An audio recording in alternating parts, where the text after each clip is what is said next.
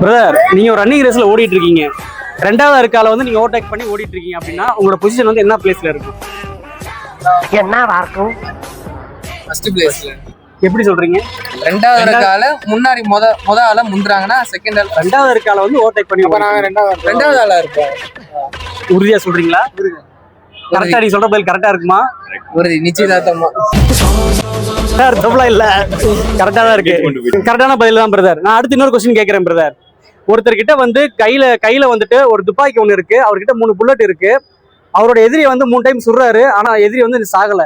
என்ன ரீசனா இருக்கும்? எவ்வளவு அதிகாரமா கேக்குறானே, தப்பா சொன்னா கொன்றுவானோ. 3 வாட்டியுமே அவரதான் சுட்டாரா? ஆமா, பொம்மை துப்பாக்கி. அவர்கிட்ட பொம்மை துப்பாக்கியா? அது பொம்மை துப்பாக்கியா?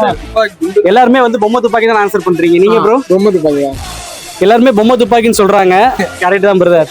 ஒண்ணும் இல்ல, நம்மளோட சேனல் பேரே வந்து பொம்மை துப்பாக்கி தான். அதுக்காக தான் அந்த கேள்வி கேட்டிருக்கோம். ஃபாலோ பண்ணிக்கங்க.